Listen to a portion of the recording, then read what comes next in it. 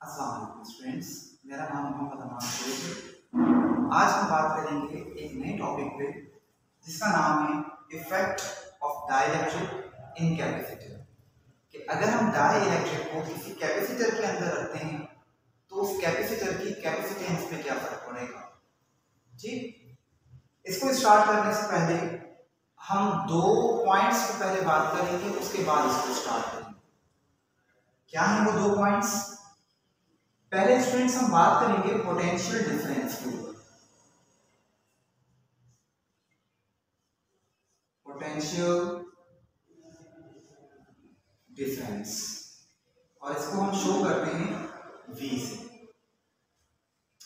तो students potential difference क्या होता है वैसे आप पढ़ के आए ही होंगे, लेकिन हम इसको थोड़ा सा रिवाइज करेंगे।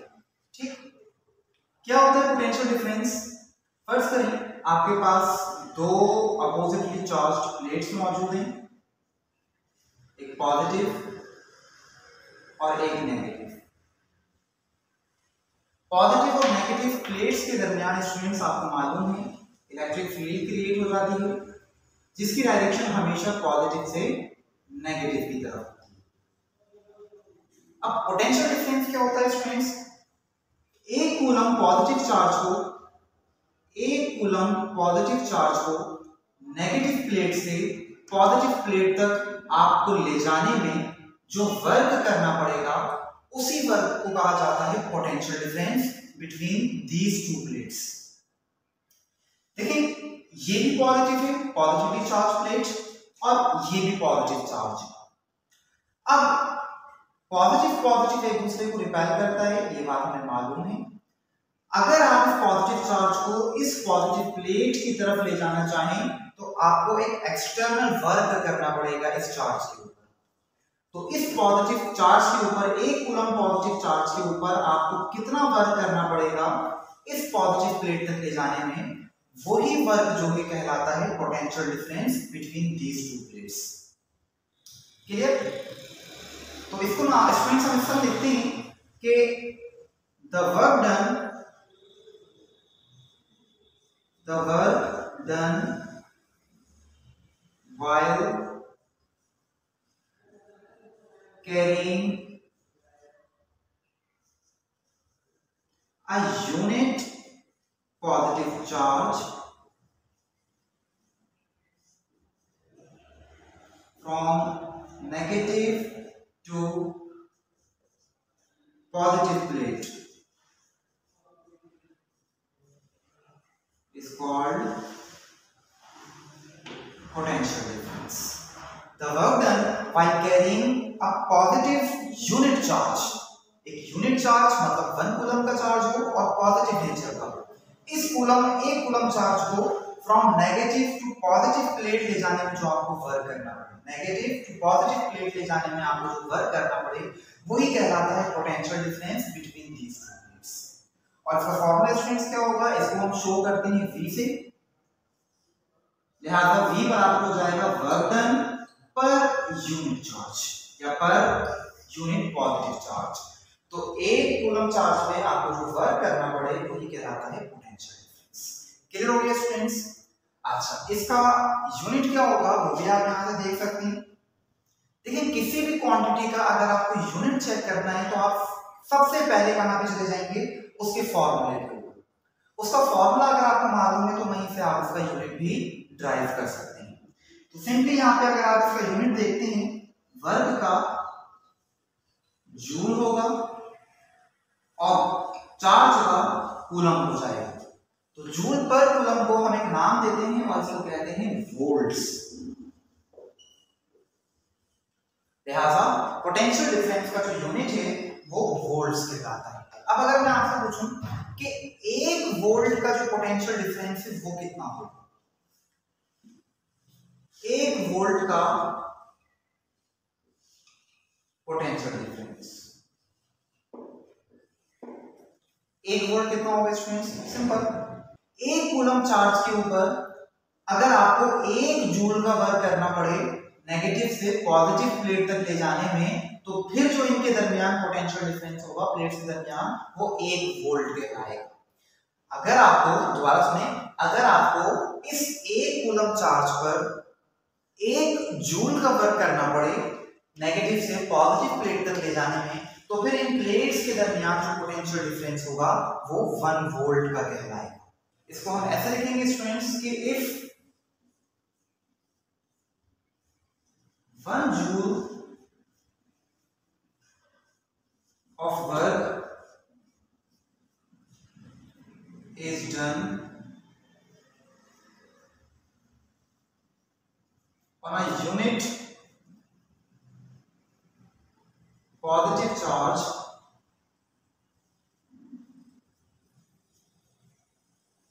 while carrying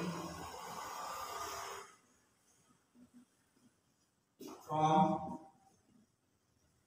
negative positive plate, then the potential difference between the 2 plates is 1 volt। तो इस तरह से ना स्टूडेंट्स हम इसको लिख सकते हैं कि अगर 1 जूल का आपको वर्क करना पड़े इस 1 कूलम चार्ज के ऊपर नेगेटिव से पॉजिटिव प्लेट तक ले जाने में, तो फिर जो पोटेंशियल डिफरेंस इन 2 प्लेट्स के दरमियान होगा वो 1 वोल्ट्स का होगा। तो I think it is clear.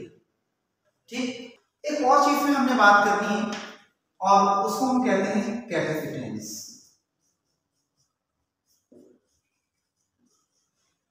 और कैपेसिटेंस को हम स्टूडेंट्स सी से शो करते हैं। अब कैपेसिटेंस क्या है? कैपेसिटेंस सिंपल स्टूडेंट्स आपको पता होनी चाहिए कि जो कैपेसिटर होता है वो अपने अंदर चार्जेस कितने स्टोर कर सकता है, क्योंकि आपको मालूम होगा कि हमारे पास जो कैपेसिटर्स होते हैं वो डिफरेंट होते हैं। कुछ अपने अंदर कम चार्जेस स्टोर कर पाते हैं, उनके पास इतनी ज्यादा एबिलिटी नहीं होती चार्जेस स्टोर करने की, जबकि कुछ कैपेसिटर्स जो है वो ज्यादा अमाउंट ऑफ चार्ज जो है वो स्टोर करने के काबिल होते हैं। तो यही एबिलिटी जो होती है कैपेसिटर की कि वो कितने चार्जेस स्टोर कर सकते हैं, इसी एबिलिटी को, इसी कैपेसिटी को हम कहते हैं कैपेसिटेंस ऑफ दैट कैपेसिटर। तो इसको स्टूडेंट्स हम इस तरह से लिखेंगे, the ability of a capacitor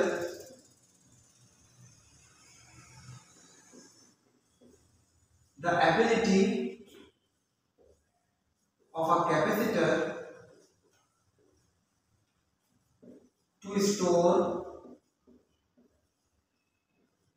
charges, कि वो कैपेसिटर कितने चार्जेस को स्टोर कर पाता है। अब अगर आपने इस कैपेसिटर की कैपेसिटेंस को कैलकुलेट करना हो तो उसका तरीकाकार क्या होता है, फॉर्मूला क्या होता है उसका, तो आप पढ़ के आए होंगे जब आपने कैपेसिटर पढ़ा है, तो कैपेसिटर में आपने पढ़ा होगा since Q equal to CV। ये फॉर्मूला जाहिर है आपने पढ़ा होगा कि Q बराबर होता है आपका CV। Q किसको रिप्रेजेंट करता है यहाँ पे, चार्जेस को। ये जो आपका कैपेसिटर है एक्चुअली ये कैपेसिटर ही है, क्योंकि आप कैपेसिटर पढ़ के आए होंगे कि जस्ट आपके पास 2 पैरेलल प्लेट्स होती हैं और उसमें चार्जेस जो है प्लेट्स के ऊपर वो स्टोर हो जाते हैं, वही आपकी डिवाइस कहलाती है कैपेसिटर की। तो एक्चुअली एक तरह से आपका कैपेसिटर ही है। तो Q जो है यहाँ पे स्टूडेंट्स वो शो कर रहा है इन चार्जेस कि कितने चार्जेस ये कैपेसिटर स्टोर करने की सलाहियत रखता है, जबकि V जो है वो कहलाता है पोटेंशियल डिफरेंस, जो कि इन 2 प्लेट्स के दरमियान पैदा होता है इन चार्जेस की वजह से। ठीक, और C यहाँ पे स्टूडेंट्स शो कर रहा है कैपेसिटेंस को। यही कैपेसिटेंस हमने मालूम करनी है, तो हम क्या करेंगे, देयरफॉर C हमारे पास जो है वो बराबर हो जाएगा Q अपॉन V। इस फॉर्मूले से स्टूडेंट्स हम मालूम कर सकते हैं किसी भी कैपेसिटर की कैपेसिटेंस। अगर हमें मालूम हो कि उस कैपेसिटर में कितने चार्जेस स्टोर हैं और उन चार्जेस की वजह से उन प्लेट्स के दरमियान पोटेंशियल डिफरेंस कितना है, अगर ये 2 चीजें हमें मालूम हो तो हम इसकी कैपेसिटेंस कैलकुलेट कर सकते हैं। कैपेसिटेंस का जो यूनिट होता है स्टूडेंट्स वो भी हम यहाँ से निकाल सकते हैं। मैंने पहले कहा आपको कि फॉर्मूले से हम यूनिट डिराइव करते हैं। तो यहाँ पे अगर आपने इसका यूनिट चेक करना है तो चार्ज का कूलम हो जाएगा और वोल्ट पोटेंशियल डिफरेंस का वोल्ट हो जाएगा। कूलम पर वोल्ट को हम एक नाम देते हैं फैरेड। तो इट मींस कैपेसिटेंस जो है उसका यूनिट फैरेड होता है, लेकिन नॉर्मल स्टूडेंट्स हम जो इस्तेमाल करते हैं वो माइक्रोफैरेड होता है, क्योंकि माइक्रोफैरेड की जो कैपेसिटेंस होती है वो नॉर्मली हम इस्तेमाल करते हैं। माइक्रो मतलब 10 पावर -6 फैरेड, मतलब फैरेड जो है वो एक बड़ा यूनिट हो जाता है। हम इतनी ज्यादा कैपेसिटेंस वाला कैपेसिटर इस्तेमाल नहीं करते, हम बहुत कम कैपेसिटेंस वाले कैपेसिटर इस्तेमाल करते हैं। तो नॉर्मली जो हम इसका यूनिट इस्तेमाल करते हैं वो माइक्रोस में इस्तेमाल करते हैं, माइक्रोफैरेड। Clear students? चलिए स्टूडेंट्स अब बढ़ते हैं अपने टॉपिक की तरफ, effect of dielectric in capacitor. देखिए जो वर्ड आपको यहाँ डाइइलेक्ट्रिक का नजर आ रहा है, डाइइलेक्ट्रिक का मतलब सिंपल होता है इंसुलेटर, ठीक। मतलब आप कैपेसिटर के अंदर एक इंसुलेटर को अगर प्लेस करो तो फिर उस कैपेसिटर की कैपेसिटेंस पे क्या फर्क पड़ेगा। तो चेक करते हैं। फर्स्ट करें आपके पास एक कैपेसिटर है, फर्स्ट करें आपके पास एक कैपेसिटर है। कैपेसिटर में हमारे पास एक पॉजिटिवली चार्ज प्लेट होती है और एक नेगेटिवली चार्ज प्लेट होती है। पॉजिटिव से नेगेटिव की तरफ स्टूडेंट से इलेक्ट्रिक फील्ड क्रिएट हो जाती है, ठीक। ये आपके पास एक कैपेसिटर अभी मौजूद है और इसमें कुछ चार्जेस जो है वो स्टोर है। अब अगर आप इस कैपेसिटर में किसी डाइइलेक्ट्रिक को प्लेस कर देते हो, इंसुलेटर को रख देते हो, तो फिर इसकी कैपेसिटेंस पे क्या फर्क पड़ेगा? क्या ये बढ़ जाएगी? अगर बढ़ जाएगी तो किस तरह, वही हम जो है वो चेक करेंगे। तो फर्स्ट करें, अब आप क्या करते हैं, इस कैपेसिटर के अंदर एक डाइइलेक्ट्रिक को प्लेस कर देते हैं।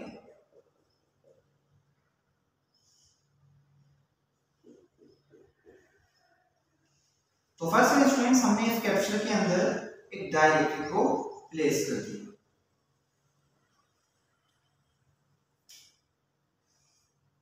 सही।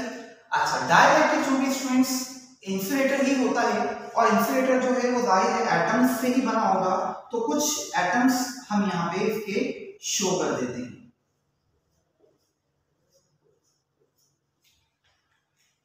तो हमने क्या किया, इस डाइइलेक्ट्रिक को इस कैपेसिटर के अंदर प्लेस कर दिया।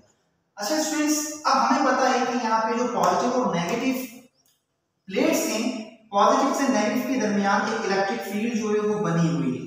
तो इसका मतलब ये है कि हमने इस डाइइलेक्ट्रिक को इस इलेक्ट्रिक फील्ड के अंदर रख दिया है। तो क्या होगा इस डाइइलेक्ट्रिक को इस इलेक्ट्रिक फील्ड के अंदर रखने से? तो स्टूडेंट्स हम एक एटम पे बात करते हैं कि एक एटम पे क्या फर्क पड़ता है जब उसे हम किसी इलेक्ट्रिक फील्ड के अंदर रखते हैं। जो फर्क इस एक एटम के ऊपर पड़ेगा जाहिर है वो इन तमाम एटम्स के ऊपर पड़ेगा और वो ही इस डाइइलेक्ट्रिक के ऊपर पड़ेगा। तो फर्स्ट करें, हम पहले यहाँ एक सिंगल एटम की बात कर लेते हैं। सिंगल एटम में इस तरह होता है कि आपके पास सेंटर में न्यूक्लियस मौजूद होता है, सेंटर में न्यूक्लियस होता है और उसके अराउंड में इलेक्ट्रॉन्स रिवॉल्व कर रहे होते हैं, ठीक। अभी अगर आप इस न्यूक्लियस या इस पॉजिटिव चार्ज को देखते हो तो इसका जो सेंटर है स्टूडेंट्स वो ये बिल्कुल सेंट्रल पॉइंट होगा। इस पॉजिटिव चार्ज का जो सेंटर होगा न्यूक्लियस का वो यही सेंट्रल पॉइंट होगा और ये जो इलेक्ट्रॉन्स जो नेगेटिव चार्ज आपके रिवॉल्व कर रहे हैं, इन इलेक्ट्रॉन्स का, इन नेगेटिव चार्जेस का भी सेंटर जो होगा वो भी यही पॉइंट होगा। ये यूं कहेंगे इस सर्किल का, इस ऑर्बिट का जो सेंटर होगा वो भी यही पॉइंट होगा। तो it means at this time जब आपने इस एटम को इलेक्ट्रिक फील्ड के अंदर नहीं रखा है उस वक्त पॉजिटिव चार्ज का सेंटर और नेगेटिव चार्ज का सेंटर दोनों कोइंसाइड कर रहे हैं, मतलब एक ही जगह पर मौजूद है। अब अगर आप इस एटम को एक इलेक्ट्रिक फील्ड के अंदर रख देते हो, पॉजिटिव और नेगेटिव, अब क्या होगा स्टूडेंट्स? देखिए चूंकि आपका जो न्यूक्लियस है वो पॉजिटिवली चार्ज होता है तो लिहाजा जब आप इसको इलेक्ट्रिक फील्ड के अंदर रखेंगे ये पॉजिटिव इस पॉजिटिव को रिपेल करेगा, पॉजिटिव रिपेल करेंगे, जिसकी वजह से जो न्यूक्लियस होगा वो स्लाइटली शिफ्ट हो जाएगा आगे की तरफ। अभी ये बिल्कुल सेंटर में था, अभी ये न्यूक्लियस सेंटर में नहीं रहेगा बल्कि थोड़ा सा राइट साइड की तरफ शिफ्ट कर जाएगा। ठीक, तो अब अगर मैं आपसे पूछता हूं कि क्या पॉजिटिव चार्ज और नेगेटिव चार्ज का जो सेंटर है वो कोइंसाइड कर रहा है, तो आप मुझे बता सकते हैं कि अब इनके जो सेंटर्स हैं वो कोइंसाइड नहीं कर रहे हैं, क्योंकि अगर आप इस पॉजिटिव चार्ज का सेंटर देखते हैं तो वो ये पॉइंट होगा, जबकि इस नेगेटिव चार्ज का जो सेंटर होगा वो अब तकरीबन सेंटर या सेंटर से कुछ इधर होगा इस तरफ। ठीक, तो इसका मतलब क्या हुआ कि पॉजिटिव और नेगेटिव चार्जेस के सेंटर्स अब कोइंसाइड नहीं कर रहा है। पॉजिटिव चार्जेस जो है वो कुछ यहाँ पे इस तरफ आ जाएगा और नेगेटिव चार्ज जो है वो थोड़ा इस तरफ आ जाएगा। मतलब क्या होगा कि इस एटम को इलेक्ट्रिक फील्ड में रखने की वजह से इसके जो पॉजिटिव और नेगेटिव चार्जेस हैं वो सेपरेट हो गए, उनके जो सेंटर्स हैं वो सेपरेट हो गए। मींस ये दो चार्जेस जो हैं पॉजिटिव नेगेटिव, या ये जो एटम है आपका वो पोलराइज हो गया। ठीक स्टूडेंट्स, तो यही जो इफेक्ट है आपका वो इस तरह से इन तमाम एटम्स के साथ होगा। मतलब ये वाला जो एटम है आपका, इस एटम में भी नेगेटिव चार्ज एक साइड पे आ जाएगा पॉजिटिव वाली प्लेट की तरफ, और पॉजिटिव चार्ज एक तरफ शिफ्ट हो जाएगा नेगेटिव वाली प्लेट की तरफ। तो इट मींस पॉजिटिव प्लेट की तरफ ये एटम आपका नेगेटिवली चार्ज, एक नेगेटिव चार्ज आ जाएगा, और इस तरफ जो है वो पॉजिटिव चार्ज आ जाएगा। ये तमाम एटम्स के साथ होगा, नेगेटिव पॉजिटिव नेगेटिव पॉजिटिव। तो इस तरह से स्टूडेंट्स क्या होगा कि आपका ये तमाम एटम्स जो है इंसुलेटर के वो पोलराइज हो जाएंगे। इस प्रोसेस को हम कहते हैं पोलराइजेशन ऑफ डाइइलेक्ट्रिक। ये पूरा डाइइलेक्ट्रिक का जो मटेरियल था वो क्या हुआ, पोलराइज हो गया, मतलब चार्जेस सेपरेट हो गए। Clear students? तो अब क्या हुआ कि इसके पोलराइज होने की वजह से हमें क्या फायदा हुआ? हमें ये फायदा होगा कि अब ये जो एटम आपके पास मौजूद है पॉजिटिव और नेगेटिव चार्ज, हमें पता है जहां भी पॉजिटिव और नेगेटिव चार्ज होता है वहां पे एक फील्ड क्रिएट हो जाती है जिसकी डायरेक्शन पॉजिटिव से नेगेटिव होती है। तो यहाँ स्टूडेंट्स पॉजिटिव से नेगेटिव की तरफ एक छोटी सी इलेक्ट्रिक फील्ड ही क्रिएट हो जाएगी। यहाँ इस एटम में भी पॉजिटिव से नेगेटिव इलेक्ट्रिक फील्ड ही क्रिएट हो जाएगी। यहाँ भी स्टूडेंट्स पॉजिटिव से नेगेटिव एक ही फील्ड क्रिएट हो जाएगी।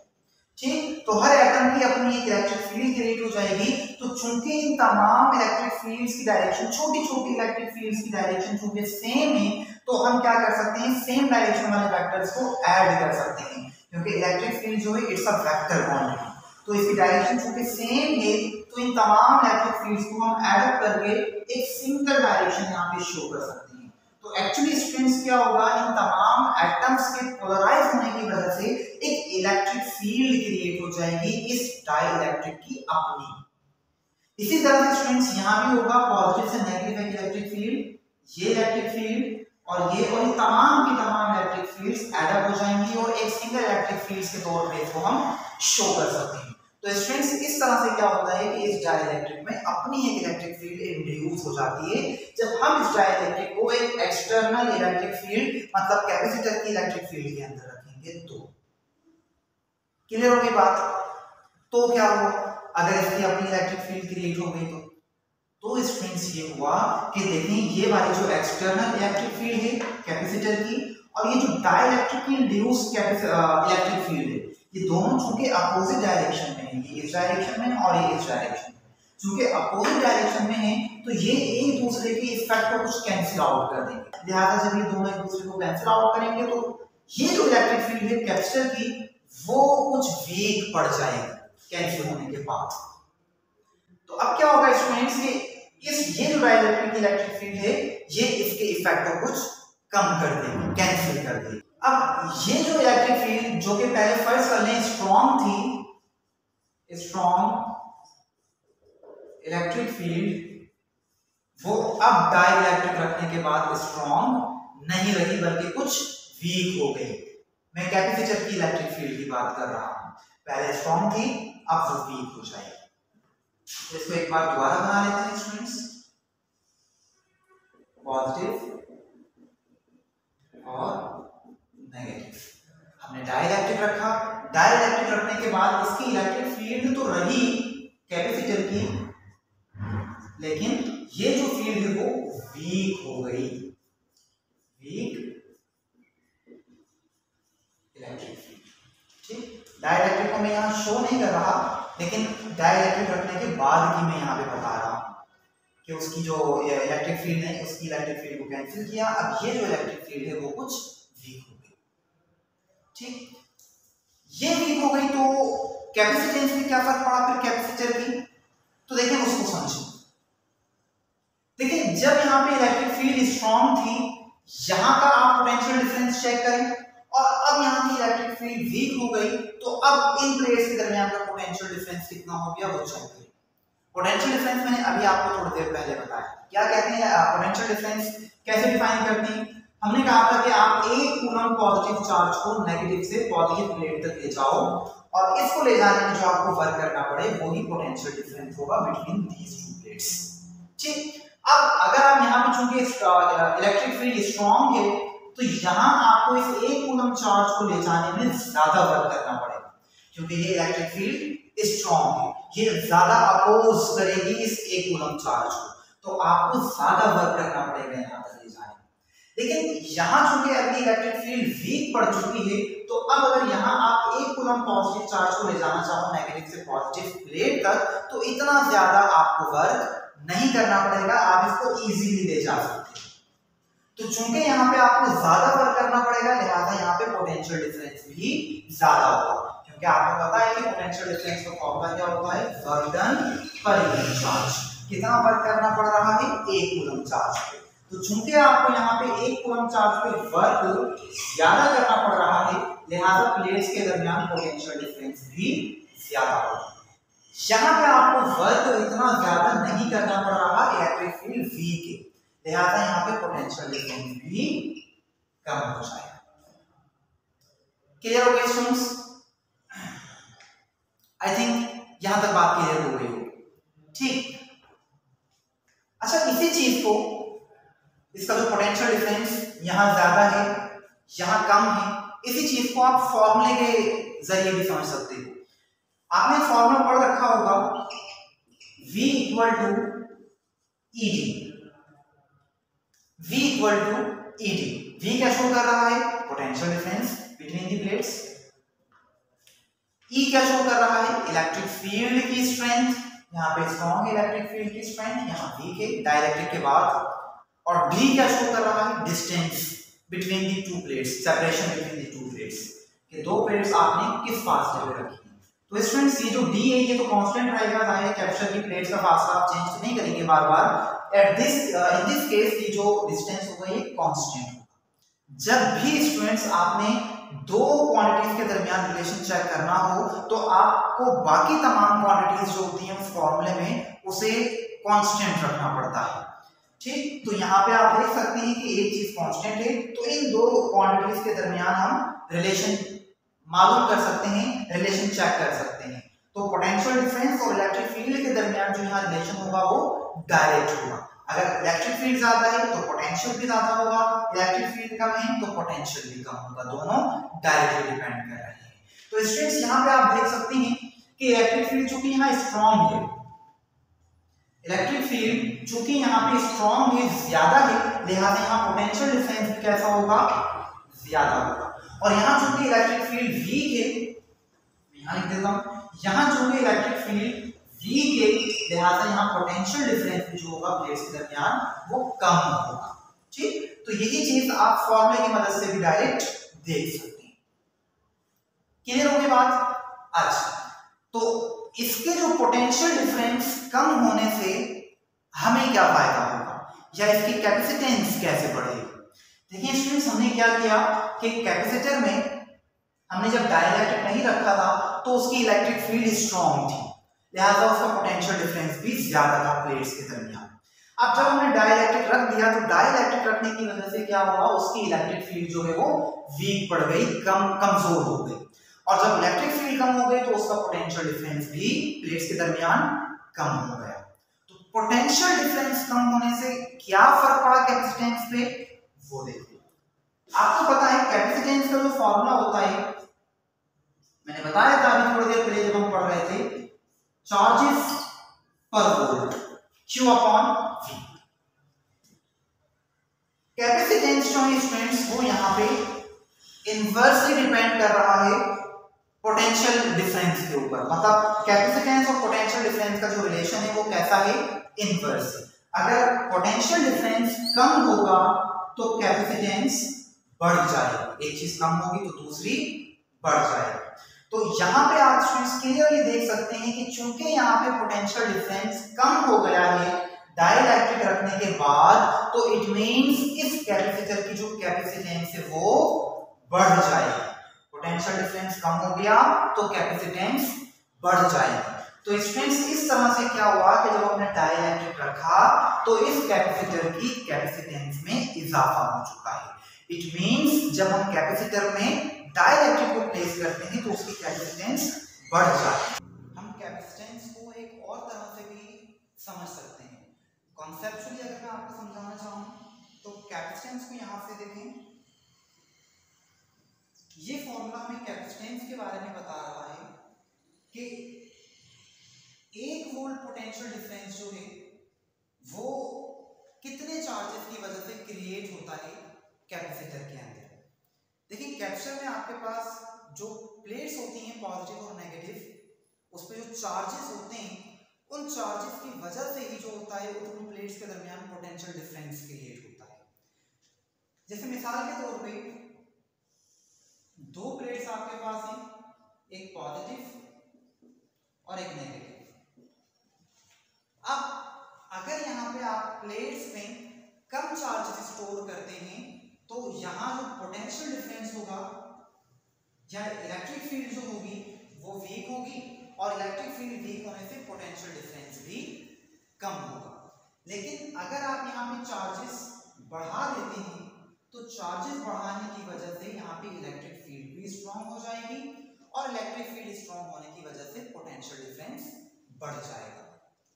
तो इसका मतलब पोटेंशियल डिफरेंस आपका इन चार्जेस के ऊपर डिपेंड करता है। तो कैपेसिटेंस को हम ऐसे ही डिफाइन करते हैं कि 1 वोल्ट का जो यहाँ पे पोटेंशियल डिफरेंस क्रिएट हो जाएगा प्लेट्स के दरमियान, वो कितने चार्जेस की वजह से होगा। अगर एक कैपेसिटर में कम चार्जेस की वजह से 1 वोल्ट का पोटेंशियल डिफरेंस क्रिएट हो गया तो उसकी कैपेसिटेंस कम होगी, और अगर एक कैपेसिटर में ज्यादा चार्जेस की वजह से 1 वोल्ट का पोटेंशियल डिफरेंस क्रिएट हो रहा है, इट मींस उसकी कैपेसिटेंस ज्यादा है। जैसे मिसाल के तौर पे एक कैपेसिटर है आपके पास जिसमें सिर्फ आपने जब 2 माइक्रोकूलम चार्जेस स्टोर किए तो उन प्लेट्स के दरमियान 1 वोल्ट का पोटेंशियल डिफरेंस क्रिएट हो गया, तो इसका मतलब उसकी जो कैपेसिटेंस होगी वो जस्ट 2 माइक्रोफैराड होगी। जबकि अगर आपके पास एक दूसरा कैपेसिटर है जिसमें आप 4 माइक्रोकूलम चार्ज स्टोर करते हो, तब जाकर उसमें 1 वोल्ट का पोटेंशियल डिफरेंस प्लेट्स के दरमियान क्रिएट होता है, तो इसका मतलब उसकी कैपेसिटेंस ज्यादा है और उसकी 4 माइक्रोफैराड कैपेसिटेंस होगी। जैसे आपके पास स्टूडेंट्स 2 प्लेट्स आपने बहुत छोटे साइज की दी, स्मॉल साइज की, तो उसमें जब चार्जेस स्टोर होंगे तो वो थोड़े बहुत ही चार्जेस स्टोर होने की वजह से उन प्लेट्स के दरमियान पोटेंशियल डिफरेंस 1 वोल्ट हो जाएगा। लेकिन अगर आप बड़ी प्लेट्स लेते हो जिनका एरिया बड़ा है, साइज बड़ा है प्लेट्स का, तो अब वहां पे ज्यादा चार्जेस स्टोर होंगे तो जाके उन प्लेट्स के दरमियान 1 वोल्ट का पोटेंशियल डिफरेंस क्रिएट होगा। अब फर्स्ट करें कि हमारे पास एक कैपेसिटर है और उस कैपेसिटर में अभी कुछ चार्जेस स्टोर हैं और उनके दरमियान एक इलेक्ट्रिक फील्ड बनी हुई है। फर्स्ट कर लीजिए जो चार्जेस इसमें स्टोर हैं वो 2 माइक्रोकूलम चार्जेस इसमें स्टोर है, और इस 2 माइक्रोकूलम की वजह से इन प्लेट्स के दरमियान 1 वोल्ट पोटेंशियल डिफरेंस क्रिएट हो चुका है। अभी फर्ज करेंगे ये जो इलेक्ट्रिक फील्ड है वो कुछ स्ट्रॉन्ग है,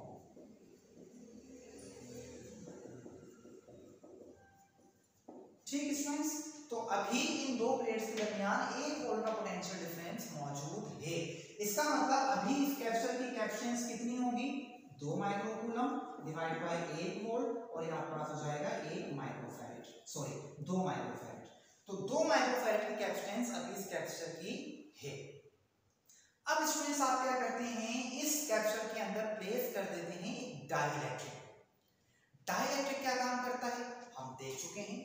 जब भी आप डाइलेक्ट्रिक को प्लेस करोगे, डाइलेक्ट्रिक प्लेस करने के बाद क्या होगा कि जो इलेक्ट्रिक फील्ड होती है ये वीक हो जाती है, और इलेक्ट्रिक फील्ड वीक होने की वजह से आपको पता है कि पोटेंशियल डिफरेंस भी कम हो जाता है। अब मुझे बताएं स्टूडेंट्स कि जब हम इसमें डाइलेक्ट्रिक रख देते हैं, डाइलेक्ट्रिक रखने के बाद इसकी जो इलेक्ट्रिक फील्ड है वो वीक हो जाएगी, और वीक होने के बाद पोटेंशियल डिफरेंस भी क्या होगा कम हो जाएगा। तो क्या यहाँ पे अब 1 वोल्ट का पोटेंशियल डिफरेंस रहेगा, पहले 1 वोल्ट का था, डाइलेक्ट्रिक रखने के बाद क्या अब 1 वोल्ट का रहेगा? तो जाहिर है 1 वोल्ट से कुछ कम हो जाएगा।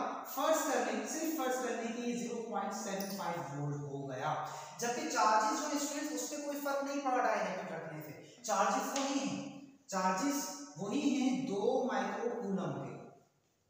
ठीक, मुमकिन है कि कैलकुलेशन कुछ आगे पीछे हो, कैलकुलेशन एक्यूरेट ना हो, मैं जस्ट समझाने के लिए आपको बता रहा हूं कि क्या हुआ कि डाइलेक्ट्रिक रखने के बाद इसका जो पोटेंशियल डिफरेंस है वो 1 वोल्ट से कम हो गया।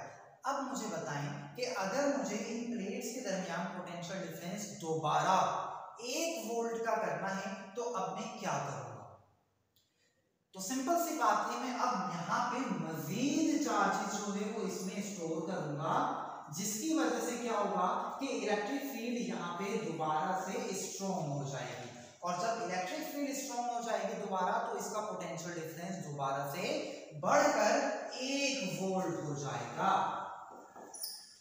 1 वोल्ट हो जाएगा इसका दोबारा से पोटेंशियल डिफरेंस। मैं यहाँ पे इतने चार्जेस स्टोर करूंगा, दोबारा से इतने चार्जेस में एंटर करूंगा कि उसकी वजह से इलेक्ट्रिक फील्ड इतनी बढ़ जाए कि पोटेंशियल डिफरेंस दोबारा से 1 वोल्ट का हो जाए। तो स्टूडेंट्स पोटेंशियल डिफरेंस दोबारा मैंने 1 वोल्ट कर दिया, कैसे किया? चार्जेस को एंटर करके। तो क्या अब चार्जेस 2 माइक्रो कूलम रहेंगे यहाँ पे? नहीं, जाहिर है मजीद मैंने इसमें चार्जेस स्टोर कर दिए, तो फर्स्ट कर ली 2 से बढ़ के let's suppose 4 micro coulomb charges हो गए। तो इट मींस यहाँ पे अब इस कैपेसिटर की कैपेसिटेंस जो है वो बढ़ चुकी है। डाइलेक्ट्रिक रखने से पहले ये सिर्फ 2 माइक्रोफैरेड की कैपेसिटेंस रखता था, अब ये जो कैपेसिटेंस रखता है अपने पास वो 4 माइक्रोफैरेड की रखता है।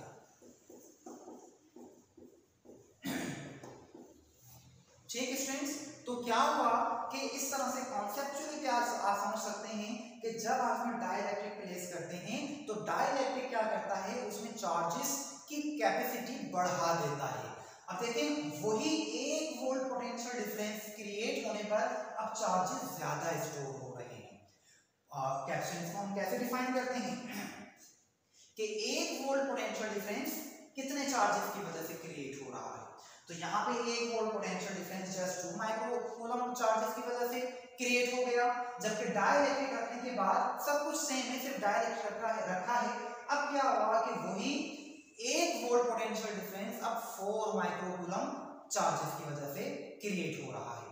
तो लिहाजा हम कह सकते हैं कि इस कैपेसिटर की जो कैपेसिटेंस है चार्जेस स्टोर करने की वो बढ़ चुकी है। तो आई होप स्टूडेंट्स आपको ये सारी बातें क्लियर हो गई होंगी।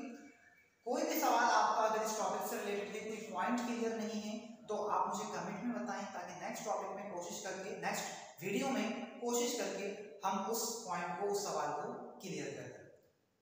ठीक है, तो मिलते हैं आपसे नेक्स्ट वीडियो में नए टॉपिक के साथ, तब तक के लिए अल्लाह।